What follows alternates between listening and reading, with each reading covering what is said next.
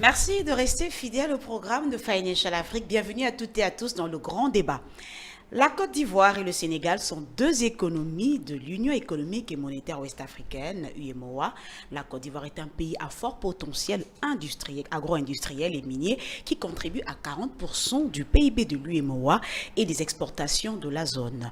Le Sénégal, quant à lui, est à la veille d'un basculement important dans la livraison de ses premiers barils de pétrole, ses premiers mètres cubes de gaz sur le marché international fin 2023. Le grand débat de Financial Afrique s'intéresse au benchmark, le match économique Côte d'Ivoire-Sénégal. Bienvenue à toutes et à tous. Et pour en parler, je suis en compagnie de Rivo Ratimondresi, CEO de la RDE. Bonjour. Bonjour Dominique. Salam à Dominique, comme on dit chez nous. Merci. Et également d'Adama Ouad, le directeur de publication du magazine Financial Afrique. Bienvenue. Alors, bonjour Dominique, et hâte de rentrer dans le match. Alors, le coup d'envoi est lancé. Nous débutons par le PIB par tête d'habitant. Je vais me tourner du côté d'Adama Ouad. Bon, écoutez, le PIB par tête d'habitant exprime des réalités, pas toutes les réalités, mais c'est toujours intéressant de s'y pencher.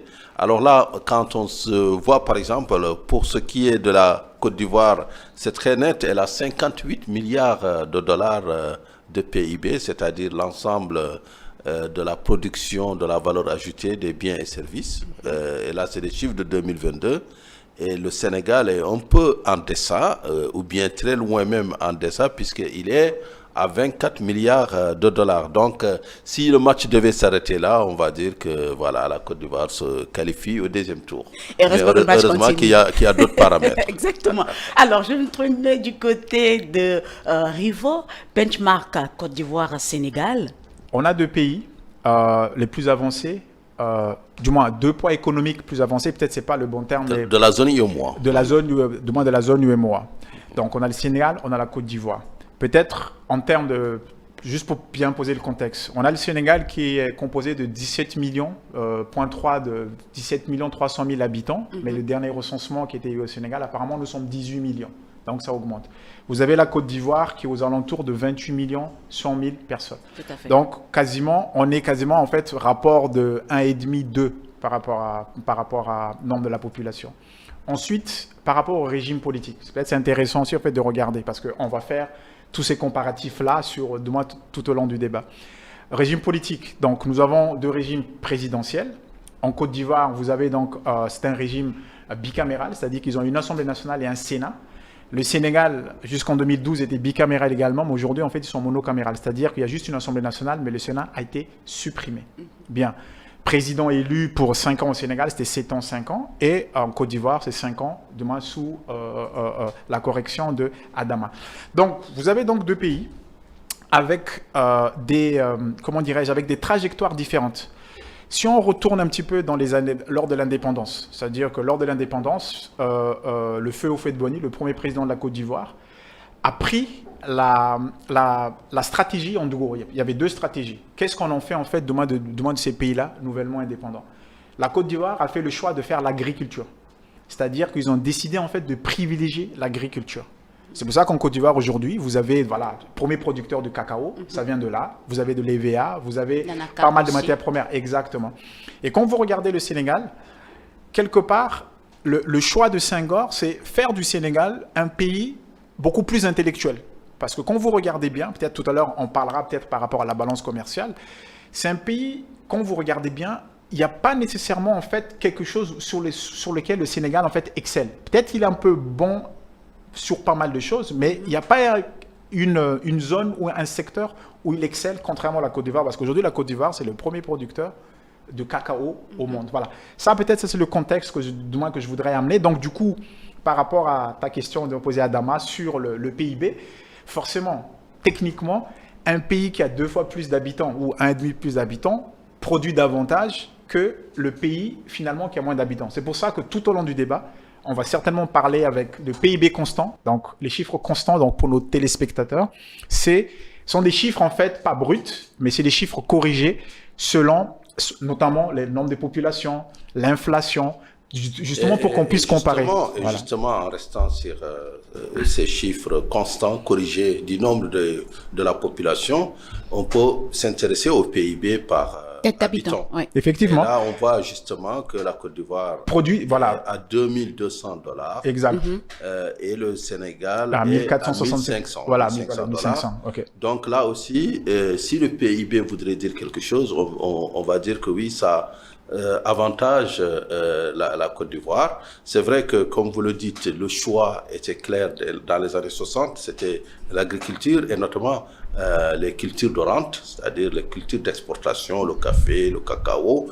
Mais là, c'était hérité même de la colonisation, mon cher Rivo. Et c'est l'avantage comparatif de la Côte d'Ivoire. Et le Sénégal, il pleut beaucoup moins au Sénégal, c'est un autre climat, c'est des savanes. Ça, c'est vrai. C'est vrai. Et c'est un pays qui avait aussi un embryon d'industrie à l'indépendance. C'est vrai qu'il y a une désindustrialisation assez poussée depuis, mais le pays s'était positionné un peu dans les industries, l'économie du savoir, tout en restant aussi un pays exportateur d'arachide et un pays agricole. Alors, donc, nous poursuivons toujours dans ce benchmark, donc, avec la crise de Covid-19, la crise russo-ukrainienne. Les deux pays ont connu des ralentissements et des rebonds. Quelle analyse faire aujourd'hui des économies des deux pays, la croissance, du moins, des deux pays durant ces 10 dernières années? Alors, là, je dirais que c'est un peu la course entre l'éléphant et le lion. Depuis 2011, la Côte le sens des d'Ivoire, formules, les lions courent plus vite que l'éléphant. On est en Afrique, alors qu'il court le plus Mais vite. l'éléphant est plus lourd, hein? Voilà, c'est ça.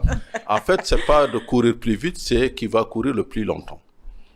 C'est important. Alors, la Côte d'Ivoire, depuis 2011, est dans un cycle de rattrapage phénoménal, avec un taux de croissance moyenne de 9 à 10%. Le Sénégal, depuis 2012, est aussi dans un cycle de croissance très élevé. Je pense que c'est le cycle le plus long depuis son indépendance, avec des taux allant de 7 à 8%. Les deux pays ont connu des ralentissements énormes lors de la pandémie Covid-19. Et ils s'en sont sortis tous les deux avec des endettements, des taux d'endettement plus élevés. Et ils sont face à la même perplexité vis-à-vis, par exemple, de la faible redistribution de la richesse, puisque le coefficient de Gini fait qu'ils sont pratiquement au même taux. Et deuxièmement, le taux de pauvreté au Sénégal, il est à 38%. En Côte d'Ivoire, il est à peu près à 30%. Donc, c'est les mêmes défis. Et qui plus est, le Sénégal a un âge médian de 19 ans et la Côte d'Ivoire 18 ans. Donc, c'est des pays vraiment où la pression de la jeunesse est énorme. D'ailleurs, que ça ne vous étonne pas, que ça ne vous offusque pas, que ça ne vous pousse pas à dire que les résultats économiques sont faussés. Si vous voyez que sur les pirogues arrivant à Lampedusa, il y a de plus en plus d'Ivoiriens et de Sénégalais. Je pense que là, c'est la meilleure expression des difficultés des pouvoirs publics à mener des politiques inclusives, mais aussi à répondre à la très forte pression démographique. Effectivement. Alors, peut-être juste pour rebondir, effectivement, par rapport à la croissance, parce que c'était ça ta question, ce qui est intéressant, effectivement, d'à noter, et là, je souscris avec toi, Adama, le Sénégal avait cette spécificité, c'est que, quand vous regardez, avant que le gouvernement du président Macky Sall arrive en 2012, sous la gouvernance du moins de Maître Ouad, le Sénégal avait systématiquement un taux de croissance en deçà de la moyenne, en fait, du moins de l'UEMOA. Ce qui était quand même, personne l'expliquait. Bon, peut-être les économistes pourront l'expliquer, mais ça, c'est une réalité. Bien. Le Sénégal, effectivement, les 10 dernières années, faisait une croissance aux alentours de 4, du moins aux alentours de 5, 6. Je ne sais pas s'il y a une année où le Sénégal a dépassé le 7, peut-être au début, mais c'est aux alentours de 5 et 6. La même chose pour, du moins pour la Côte d'Ivoire. Après la guerre, comme Adama disait tout à l'heure, il y avait une longue séquence du moins de rattrapage. Mais ce qui est fascinant pour moi par rapport aux deux pays, deux économies qui se veulent émergentes du moins de cette sous-région, c'est qu'ils présentent, même si on pose le contexte, les mêmes fondamentaux, dans le sens, Adama tout à l'heure avait parlé du moins de cette jeunesse déjà, ce qui est caractéristique. Donc ça, c'est pas uniquement la Côte d'Ivoire, le Sénégal, mais je pense que c'est toute l'Afrique. C'est le fait que nous avons une population hyper jeune. Ça, c'est un. Et deux, quelque part, peut-être on aura l'occasion de parler, toute cette politique volontariste qui se veut, du moins, être cohérente, qui se veut être, comment dirais-je, convaincante, mais au fond, elle bute tout sur le problème de qu'est-ce qu'on fait avec cette jeunesse. Adama, tout à l'heure, effectivement, a parlé de les pirogues. Il y a de plus en plus d'autres nationalités que Sénégalais, du moins, qui prennent des pirogues là. Effectivement, ça doit nous interpeller en tant que citoyens, du moins, de ces pays-là. Et ça doit nous interpeller, je pense, ça doit interpeller nos dirigeants. Je ne dis pas qu'ils ne sont pas interpellés, mais ils devront davantage en faire plus. Donc, ce que je veux dire par là, c'est quand même, si les deux pays les plus avancés de la sous-région, ils ont ces difficultés-là, qu'en est-il des autres, du coup? Les autres pays qu'on le classe, en fait, c'est-à-dire qu'ils sont classés derrière le Sénégal et puis derrière la Côte d'Ivoire. Quand vous regardez, par exemple, les dépenses en PIB sur l'éducation, parce que vous dites, OK, cette jeunesse-là, qu'est-ce qu'on en fait? Il y a un échec, je pense que ça, on peut le dire, en termes de recrutement, du moins pas en termes de recrutement, en termes de création d'emplois dans ces pays-là, parce que vous avez une jeunesse qui arrive sur le marché de l'emploi, l'offre est très faible, alors que la demande est très forte. Et donc, quand on regarde le taux de dépenses publiques pour consacrer à l'éducation, c'est 5% de son PIB. D'accord? Donc, sur le PIB que Adama disait tout à l'heure, donc aux alentours de 50 milliards de dollars. Donc, vous avez donc 2 milliards qui est consacré à l'éducation. Le Sénégal, il tourne aux alentours de 3,5% du PIB. Donc, c'est rien. Du moins, c'est beaucoup par rapport à nos pays. Et pourtant, qu'est-ce qu'on constate? On constate, c'est qu'il y a un problème. Donc, c'est-à-dire que les deux pays présentent exactement les mêmes caractéristiques. C'est-à-dire que selon les contextes justes, peut-être qu'ailleurs, il y a un peu plus ceci, mais au fond, le taux de chômage de cette jeunesse-là est aussi élevé, proportion gardée, à Dakar, par exemple, qu'à Abidjan, ou du moins dans tout la Côte d'Ivoire et puis dans tout le Sénégal. Est-ce que la montée démographique n'est pas aussi l'un des facteurs qui justifie un peu ce taux de chômage élevé? Oui, alors, la montée démographique, pour moi, je la considère comme une bénédiction. Tous les économistes vous diront que oui, que si le taux démographique est plus important que le taux de croissance, on va vers une catastrophe. Mais c'est faux, en fait. Ça, c'est eux qui l'ont fait. Pour moi, je trouve que la démographie n'est pas un problème. Justement, c'est une chance. Et c'est juste dommage que dans les politiques de prospection de nos pays, en fait, nous faisons, on n'intègre pas suffisamment cet aspect de démographie qui devrait être comment dirais-je, l'avantage comparatif incroyable que nous aurons, par exemple, par rapport aux pays comme le Japon. Vous imaginez le pays comme le Japon? Le pays comme le Japon va perdre 30% de sa population. Du moins dans les 10 ou 15 prochaines années, ils sont 120 millions, donc ils vont baisser en fait aux alentours de 90 millions. Vous imaginez? C'est énorme à l'échelle des pays. M. Wade m'a carrément dévancé en parlant du taux de pauvreté. Nous allons prendre cet indicateur-là. Quel est aujourd'hui le taux de pauvreté du côté de la Côte d'Ivoire, du Sénégal? Vous parlez tout à l'heure du Sénégal qui est aux alentours de 38%. Qu'en est-il pour la Côte d'Ivoire? Alors la Côte d'Ivoire, c'est 25%, mais ce taux, ou bien ces taux, doivent être rapportés justement à la réalité des faits. Et quand Rivo parle de démographie, effectivement, c'est important. L'Afrique est en rattrapage démographique puisque la densité par kilomètre carré, la densité des habitants, et je parle de mémoire autour de 40 habitants au kilomètre carré, contre jusqu'à 300, 400, par exemple, sur le vieux continent en Europe. Donc, nous sommes effectivement encore très sous-peuplés. Maintenant, ceci dit, il faut quand même le constater, la démographie ne sera utile que si il y a des facteurs de transformation de la forte population en dividende démographique. C'est-à-dire qu'on est, par exemple, une population éduquée, jeune, mais éduquée, en bonne santé. Donc, il y a des infrastructures, des structures, il y a une responsabilité de l'État pour hâter la transition démographique. Et je pense que si on voit à notre taux, puisqu'on a parlé du taux de pauvreté, si on voit l'espérance de vie, par exemple, ce qui est, à mon avis, le taux des taux. Le Sénégal est à 68 ans. La Côte d'Ivoire est à 57 ans. Donc, 11 ans d'écart entre les deux pays. C'est énorme. Pourtant, si on se base sur le facteur économique et le PIB, la Côte d'Ivoire est largement devant. Par contre, si on voit les aspects sociaux, on y ajoute l'environnement les conditions de vie, l'accès aux soins, l'accès même à l'éducation, en additionnant tous ces paramètres, on arrive à une espérance de vie de 68 ans au Sénégal. Maintenant, la question est de savoir, est-ce que la jeunesse sénégalaise, elle est bien éduquée? Est-ce qu'elle est prête à l'emploi? Est-ce qu'il y a chez les employeurs, par exemple, chez les investisseurs, des paramètres qui leur montrent que c'est le pays où il faut investir, qu'on trouve de la main-d'œuvre formée facilement? Est-ce que la productivité au Sénégal, elle est en augmentation à travers les décennies? Quid de la Côte d'Ivoire aussi, qui est aussi un pays émergent? Je pense que les deux pays mènent une marche forcée vers l'émergence par les infrastructures. La construction des grands ouvrages, des grandes infrastructures, un peu du type je dirais, rooseveltien, pour ne pas dire keynésien.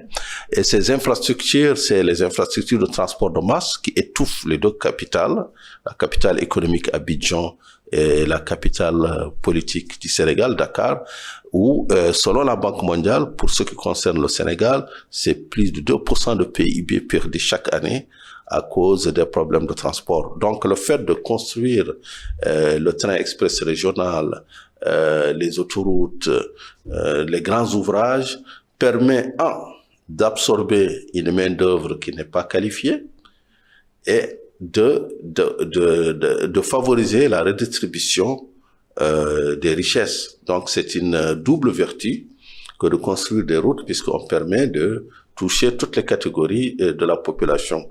Et maintenant que je finis juste sur ça, je constate que les deux pays ont mené des ouvrages qui ont été critiqués un peu partout par certains de nos intellectuels qui estiment que c'est des ouvrages de luxe. C'est le métro d'Abidjan et le train express régional du Sénégal. S'agissant du métro d'Abidjan, bon, je vous passe un petit peu les détails sur le report parce qu'il devait être livré en 2021. Et là, il a été repoussé jusqu'à 2028, non? Ah, ils sont beaucoup plus prudents. Les travaux en 2023. C'est repoussé jusqu'à 2028.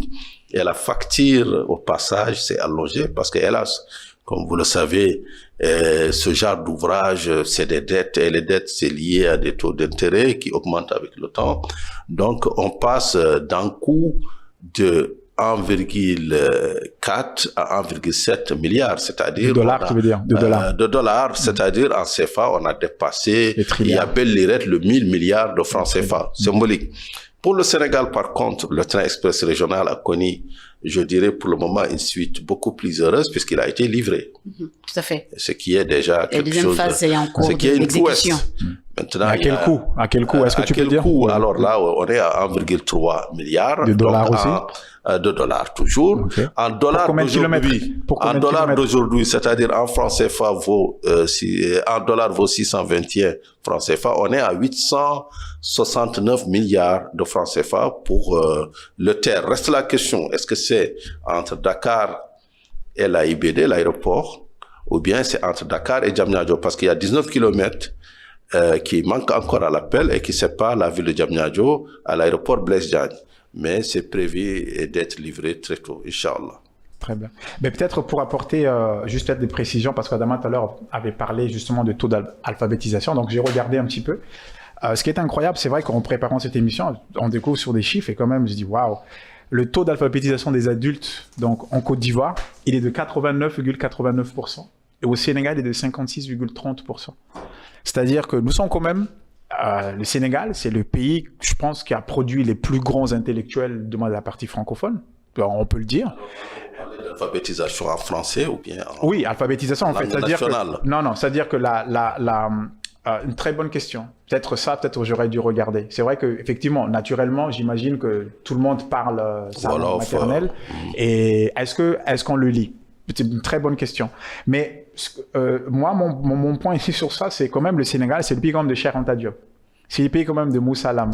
C'est le pays quand même du moins des grands, Alioune Diop, le fondateur de Présence africaine. De Senghor. Et voilà, et forcément, et le pays de Senghor. Quand même, vous voyez, c'est-à-dire que vous dites, ok, c'est-à-dire qu'il y a 2 fois moins d'alphabétisés. La moitié de la population, en gros, n'est pas alphabétisée au Sénégal. C'est quand même incroyable. Si vous dites ça d'un pays, avec tout le respect qu'on leur doit, un pays X, bon, on va pas le citer, X, où tout le monde aurait dit, OK, normal, mais le Sénégal, non. Et je suis allé encore aller plus loin, je suis allé regarder les taux d'alphabétisation des femmes. Parce que quand même, on dit, OK, c'est une force vive qui est là, qui est pas bien utilisée. Et là encore, en Côte d'Ivoire, les femmes sont beaucoup plus alphabétisées, 89, quasiment le même taux, 89-74%.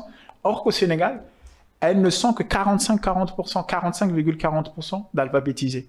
Donc, c'est-à-dire que donc, moi, comment je lis ça, c'est que donc nous sommes au Sénégal, un pays où il y a un potentiel, il y a toute une frange de la population, parce que la population sénégalaise est composée à quasiment 50,1% de femmes. Donc, sur ces 50,1%, quasiment la moitié, en fait, même plus de 60%, du moins 40% de cette population-là, ne sont pas alphabétisées. Donc, vous perdez quand même quelque part la productivité, parce que là, tu as posé la question tout à l'heure, vous perdez en fait des agents économiques potentiellement qui peuvent produire et qui ne produisent pas. Match économique Côte d'Ivoire-Sénégal se poursuit. Nous allons toucher le domaine des énergies. Alors, quel est aujourd'hui le coût d'électrification en Côte d'Ivoire et au Sénégal? Le kilowattheure en Côte d'Ivoire, c'est à peu près 0,3 $. Au Sénégal, c'est 0,1. Donc, bien sûr, il faudrait décortiquer, enlever la part qui revient à la subvention. Au Sénégal, il y a une forte volonté des pouvoirs publics de créer une inclusion au niveau énergétique, au niveau de l'électricité, avec un objectif d'arriver à l'électrification universelle en 2025. Alors, en Côte d'Ivoire, c'est un autre modèle, puisque la compagnie nationale a été privatisée, et pour générer plus d'efficacité. Alors, j'ai tendance à penser que la Sénélec aussi devrait l'être pour libérer l'État de la lourde charge qu'elle représente et des contributions que l'État doit lui fournir. Parce que je vois un peu la Sénélec comme la Sonatel, la société des télécoms, qui a été privatisée à la fin des années 90 et qui aujourd'hui fournit à l'État chaque année, l'État actionnaire de l'argent, fournit à l'État comme agent économique des emplois, de la prospérité à travers la TVA, à travers l'impôt sur les sociétés. Donc moi, à mon avis, sur l'électrification, je pense que le modèle de privatisation de la compagnie d'électricité donnerait à l'État du Sénégal beaucoup plus de marge de manœuvre et va le replacer dans le rôle de régulateur qui pourrait justement être au milieu du jeu. J'ai laissé faire le plaidoyer de la privatisation du moins de la Sénélec, donc ça c'est son côté libéral. Peut-être il y a deux choses, pour revenir plus sérieusement. Ce qu'il faut saluer, vous avez deux capitales, ou du moins vous avez quasiment maintenant deux pays, on va dire, ok, il y a les pays reculés, où vous n'avez quasiment plus de délestage. C'est ça. C'est-à-dire que quand même au Sénégal, depuis 2012, c'est quelque chose en fait qui est quasiment réglé définitivement. Lors de la saison, on appelle donc pour le téléspectateur peut-être d'ailleurs hivernage, c'est-à-dire que là il fait très chaud. Et de temps en temps, mais sporadiquement, il y a des coupures, mais ça ne dépasse pas 1 heure ou 20 minutes, 30 minutes. Ça quand même, et à Abidjan, pareil, c'est-à-dire qu'il n'y a plus de coupure d'électricité. Adama parle effectivement de privatisation. Je rappelle juste Adama, il faut juste regarder un peu ensuite ce qui se passe ailleurs. Oui, effectivement, je suis d'accord avec toi. La privatisation du moins de Sonatel, c'est une réussite. Je ne sais pas si totale, mais en tout cas, c'est une réussite parce que l'État effectivement a cédé. Ils ont investi. Aujourd'hui, c'est un des plus grands contributeurs au budget de l'État. Très bien.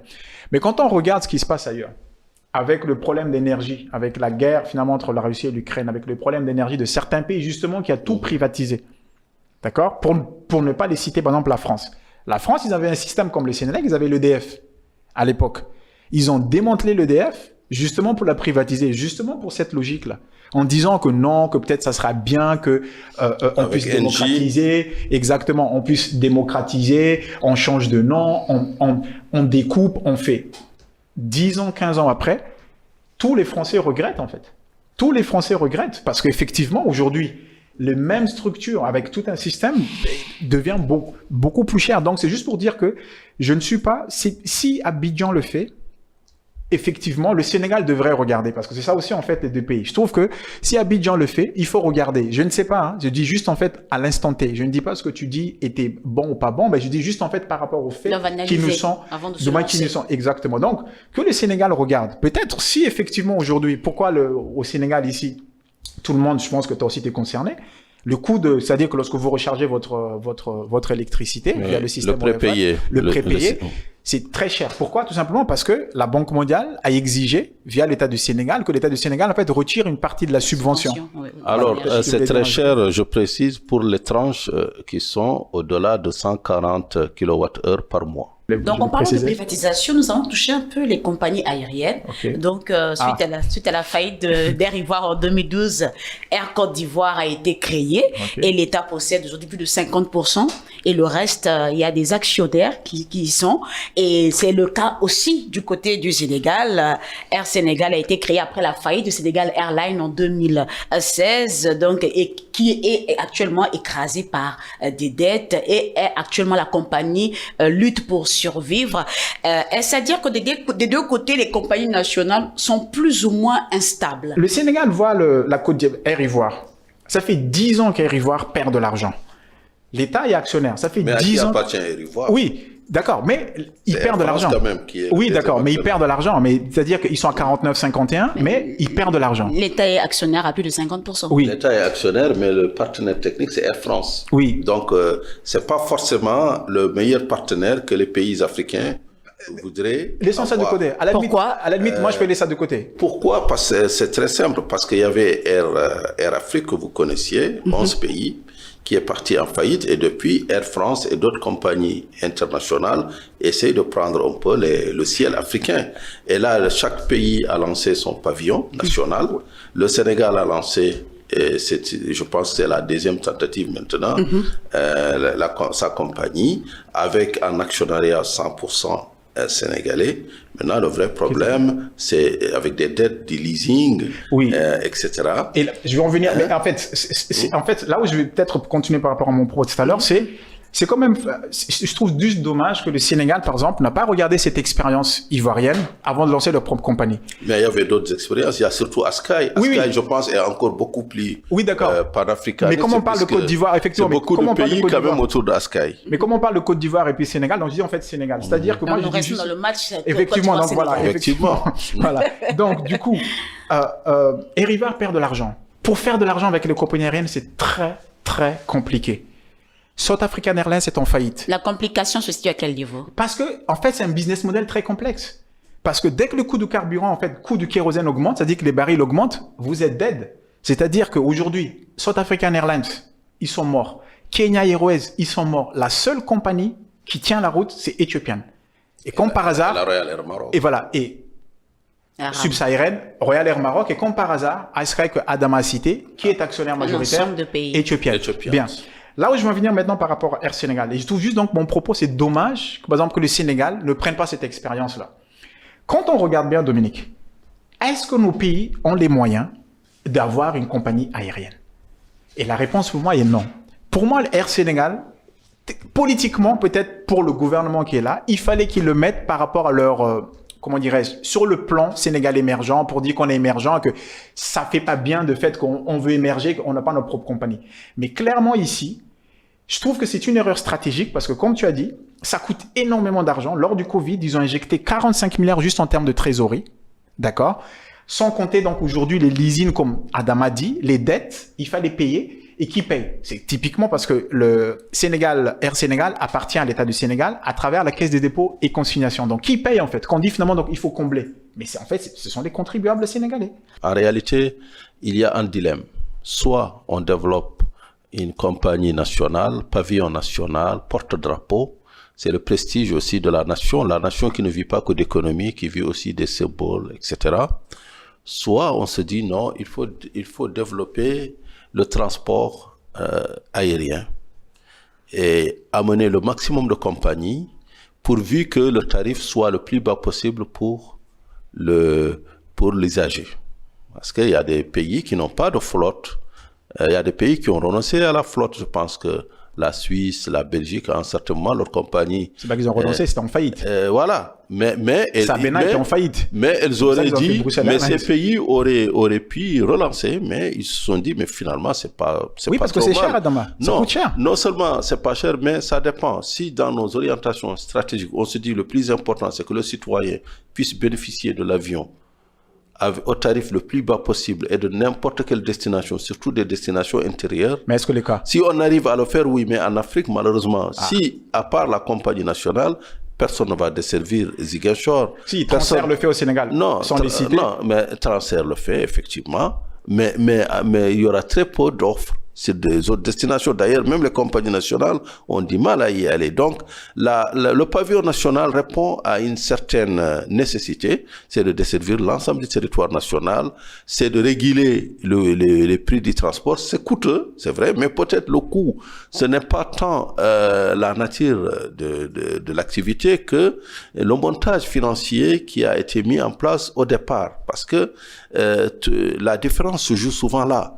Si vous avez acquis des appareils neufs par leasing à des conditions très préférables, peut-être vous êtes beaucoup mieux positionné qu'une compagnie, par exemple, qui a mal négocié l'acquisition de ces appareils. Le business model est dur d'Adama. Non, le business model, il est dur parce qu'il est cash.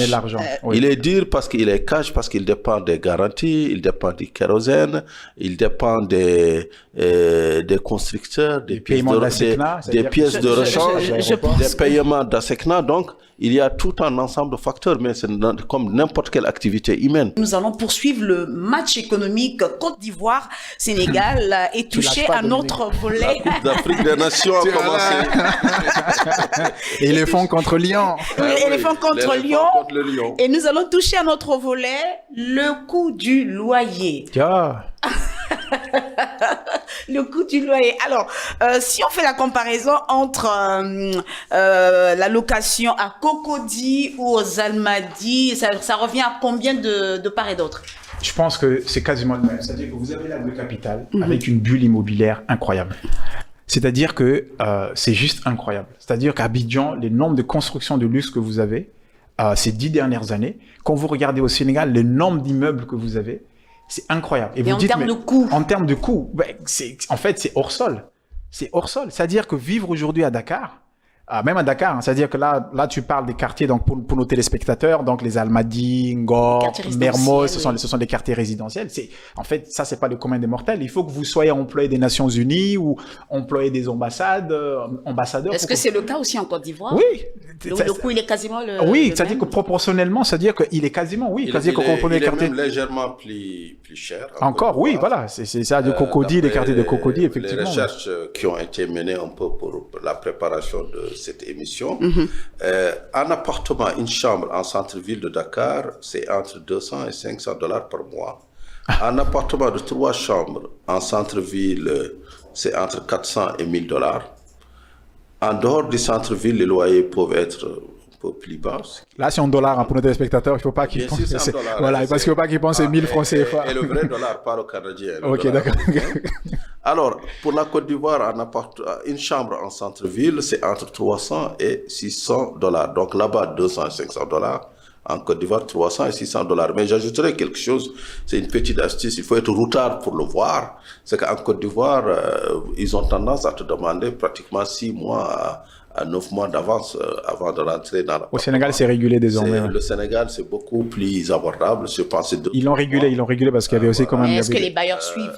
Oui, effectivement. Non, mais au Sénégal, quand même, c'est 2-3 mois. Non, c'est 2 mois. C'est 2 mois de caution désormais. 2-3 mois.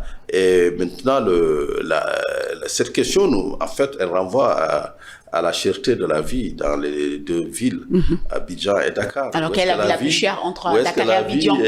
Et le plus cher, mais c'est la plus chère, excusez-moi. Je pense que au Sénégal, on subit l'inflation, puisqu'on importe énormément de nos produits alimentaires. Effectivement. Le riz, en l'occurrence, donc l'inflation alimentaire doit être élevée. On importe aussi tout ce qui est énergie, produits pétroliers pour le transport. Donc c'est normal que quand le baril augmente quelque part, que ça se répercute directement. Et j'imagine qu'à Abidjan, Côté alimentation, ils importent aussi du riz, ils exportent du riz aussi, mais je pense ils ont plus de marge de manœuvre sur donc l'alimentaire. Donc je dirais que l'inflation alimentaire, a priori, ne doit pas être très élevée. Par contre, sur toutes les autres rubriques du panier de la ménagère sont affectées par l'inflation. Vous partagez cet avis? Oui, c'est-à-dire que, et d'ailleurs, là, ça pose un problème, en fait, sur l'équilibre de nos villes. Ce sont deux villes excessivement chères. Quand vous comparez à Bamako, vous comparez à Lomé, vous comparez à Cotonou, à Ouaga. Bamako. Je veux dire, non, mais ce que je veux dire, c'est que, en fait, c'est-à-dire que, est-ce qu'on veut faire des villes élitistes? Parce que, sincèrement, aujourd'hui, pour habiter sur Dakar, il faut avoir les moyens. Et habiter à Abidjan, c'est-à-dire Abidjan, il y a plusieurs quartiers. Entre le plateau et Cocody. Oui, effectivement, le plateau et Cocody, c'est-à-dire que ça, c'est quasiment, en fait, des quartiers où il faut avoir beaucoup. Les gens, en gros, c'est-à-dire que vous avez les nouveaux riches, vous avez les nouveaux riches, il y a les autres.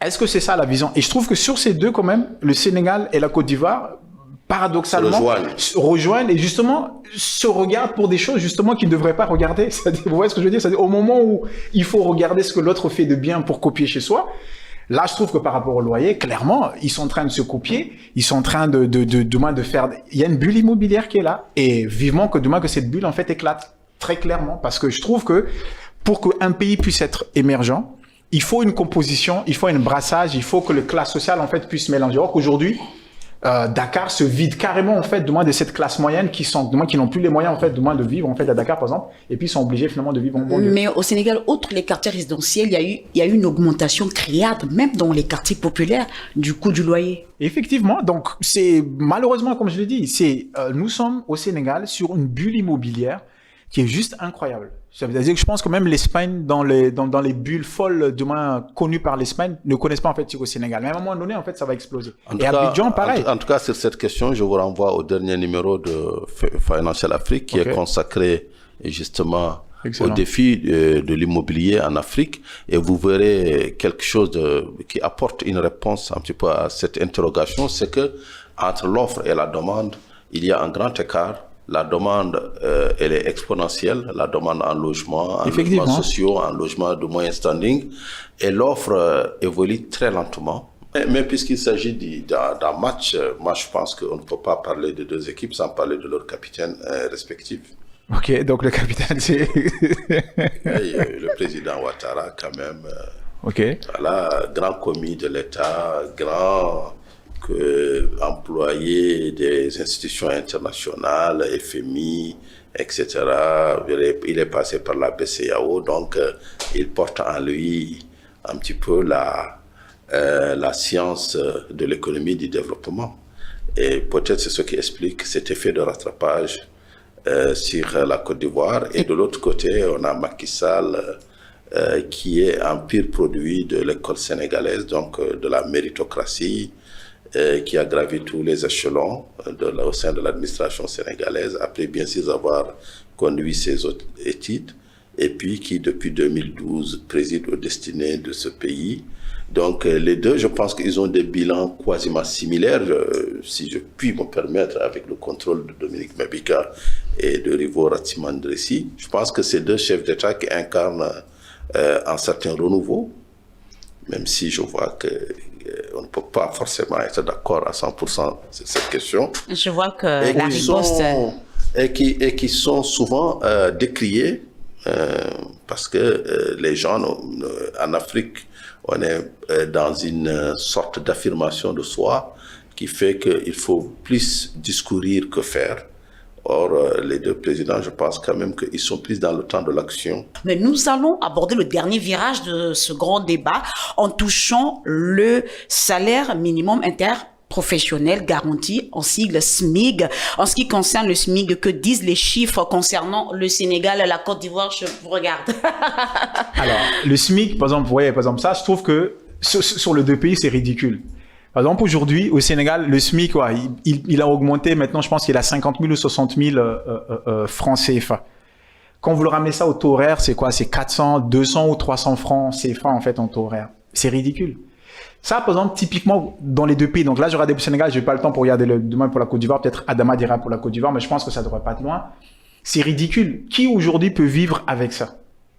Donc ça, par exemple, typiquement, les deux pays, justement, pour moi, les deux locomotives économiques de ce pays devront en fait se dire, OK, ministre de l'économie ou du moins l'administration, comment il faudrait qu'on puisse s'asseoir, définir ensemble, pour définir en fait un minimum pour que chacun de nos populations en fait puisse vivre, parce que quand même un pays, c'est-à-dire que quand vous prenez quand même un pays riche comme le Sénégal, un pays riche demain comme la Côte d'Ivoire, et vous regardez leur SMIC et vous comparez avec le SMIC des autres pays de la sous-région, en fait c'est quasiment pareil en fait. Le SMIC est plus un indicateur qu'une réalité. Parce que le secteur formel ne représente pas grand-chose. Deuxièmement, il est important que le pays reste attractif et compétitif. Je veux dire que le but, c'est quoi? Quand on avance des indicateurs de SMIC, c'est de rester, c'est des indicateurs qu'on donne aux investisseurs, aux entrepreneurs, sur l'état des coûts de facteurs dans le pays en question. Si le SMIC est très élevé et que derrière, bien sûr, le revenu national, le revenu moyen n'est pas élevé, donc on est en train de créer des billes qui vont se répercuter sur la productivité, sur les salaires, et à l'arrivée qui vont faire que le pays n'est pas attractif et qu'il n'y aura pas d'investisseurs, il n'y aura pas d'investissements, aussi bien nationaux qu'extérieurs, et que finalement on aura détruit de l'emploi en pensant avoir sauvé un employé. Je ne partage pas nécessairement ce point de vue. S'il est de 50 000 en Côte d'Ivoire, le SMIC est de combien au Sénégal? Alors, 50 000, le Sénégal vient d'être relevé, oui. Aux alentours de 50 000. Ouais, autour de 50 000, voire même les chiffres. Plus, voilà. Parce qu'il a été relevé en juillet. Exactement. Donc, quasiment les deux pays se rejoignent. Exactement. Voilà. Et juste en fait, remonter par rapport à ce que... le mot de la fin. Oui, le mot de la fin.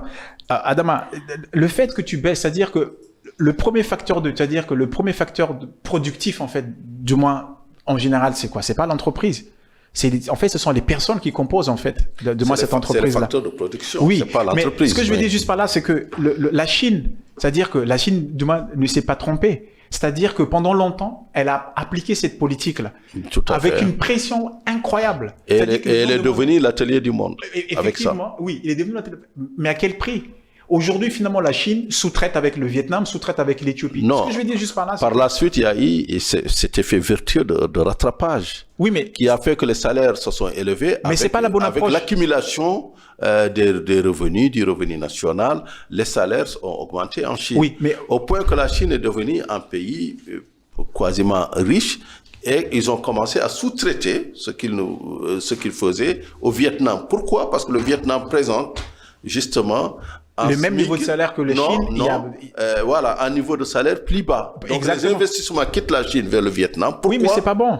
Pourquoi? Parce que tout simplement, la rentabilité est meilleure. Oui. Pourquoi les gens vont en Europe de l'Est plutôt qu'en Afrique subsaharienne? Parce que les facteurs de production sont meilleurs, c'est-à-dire l'énergie, le coût de la main-d'œuvre. Donc nous, si on veut attirer ces investissements, on doit y penser. Mais il y a toujours moins cher que toi, Adama. Justement, c'est ça qu'on m'a dit. Non, il y aura toujours moins cher. Mais toi, c'est paradoxal en tant que chef d'entreprise. En fait, moi, je parle en fait. Je trouve juste en fait, c'est que en fait, là, pour résumer mon propos, parce que là, Dominique va nous dire, enfin, c'est le mot de la fin, c'est que je ne souscris pas nécessairement en fait au fait que ce que tu as dit, que si on baisse, on va attirer en fait des investisseurs. Je suis contre le dumping social. Je suis contre le dumping social. Non, si tu baisses, ils viennent toujours pas de toute façon. Donc, payons les gens justement. C'est-à-dire que nous, moi, en tant que chef d'entreprise... Payons justement, bien évidemment. Oui. Bien évidemment, il faut payer les gens justement. Mais il faut qu'on reste compétitif pour qu'il y ait de la paye. Pour finir sur une anecdote, excusez-moi du temps, Dominique. Alors, lors des Financial Africa Awards, je pense que c'était la 4e édition, on avait avec nous un investisseur qui voulait construire une voiture électrique en Mauritanie. Et quand il est venu, il a regardé le marché, il a dit, écoutez, il y a un problème. Il n'y a pas d'ouvriers spécialisés. De 2, le coût du kilowattheure est élevé. Et de 3, vous avez aussi un SMIC élevé. Oui, mais donc il n'a qu'à rester chez lui. Non, sincèrement, il n'a qu'à rester chez Donc, lui. c'est sur ces mots qu'on va il n'a rendre qu'à rester chez l'antenne, lui. payer les gens justement. Et on n'a qu'à ne pas créer des emplois. Non, mais il n'a qu'à rester chez lui, Adama. Moi, en tant Non. que chef d'entreprise, c'est-à-dire, excuse-moi, Dominique, parce que là, c'est important, je pense. C'est-à-dire que c'est chaque mot de fois, la en fin. fait, quand on nous sert, vraiment le mot de la fin. Adama, même quand tu baisses le développement finalement qui s'est passé en fait en Asie Sud-Est, est-ce que ça le modèle qu'on veut? Payer les gens. Moi, je suis originaire d'un pays qui s'appelle Madagascar. Personne ne peut nous concurrencer en termes de coûts parce que nous avons une monnaie très faible. Est-ce que tu vois comment le dégât, en fait, de moi, ça cause de moi sur notre île, ça fait 40 ans, en fait, on est sur ce modèle-là. Est-ce qu'on a réussi Non, à nous je ne parle développer? pas du modèle malgache. Oui, Le modèle non, mais- malgache, c'est réglé. Non, Non. Mais ce que je dis juste, c'est que, en fait, moi, mon point de vue, modèle et puis je finis dessus, c'est que de l'Asie le du fait, Sud-Est. moi, il faut, c'est-à-dire que le SMIC, dans nos pays africains, non, je précise bien parce que c'est une notion qui a été importée finalement, donc, du moins de l'extérieur, on doit le revoir parce qu'il ne correspond Mais est-ce qu'il est pris rien. en compte, le SMIC? On est à 90% Oui. informel. Mais moi, je suis d'avis, c'est-à-dire qu'on n'a qu'à le supprimer, du moins sur le principe, mettons quelque chose qui, peut-être un nom, Qui correspond paiement juste aux personnes, et qu'on dit finalement que les gens devraient le payer de X milliers francs CFA. Quel serait le C'est ça. paiement juste Nous- aujourd'hui nous- au Sénégal? Juste pour finir, le mot de la fin, le vrai mot de la fin. Oui, d'accord, le vrai mot de la fin. Le paiement juste pour vous. Le paiement juste pour Ouais. moi. Mais tout dépend. Combien? Quelle catégorie, en fait, vous y êtes? C'est juste ça, en fait. C'est-à-dire que si vous êtes le ouvrier, paiement le plus bas au Sénégal. le paiement au plus bas. C'est-à-dire qu'au Sénégal, après, ça dépend une fois encore. Si vous n'êtes pas qualifié, vous êtes qualifié, c'est complexe, du moins comme question. Mais quand vous avez les jeunes qui estiment finalement qu'ils sont en bac plus 5 et que vous le payez finalement à 70 000, est-ce que c'est juste?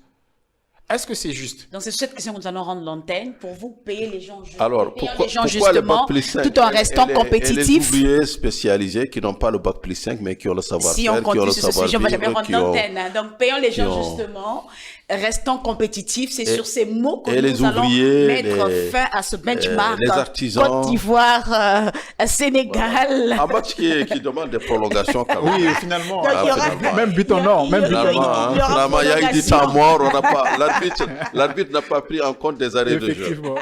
Il y aura certainement il y a une prolongation dans simulation. le prochain grand débat de Ouais, Financial Afrique. Il Vous y a l'avez une compris, simulation. c'est la fin de ce grand débat consacré au benchmark Côte d'Ivoire, Sénégal. Ça a été vraiment pour nous un plaisir d'être votre compagnie. Nous vous remercions pour la fidélité. Nous vous donnons rendez-vous la semaine prochaine dans un autre grand débat sur Financial Afrique. Mais d'ici là, portez-vous bien.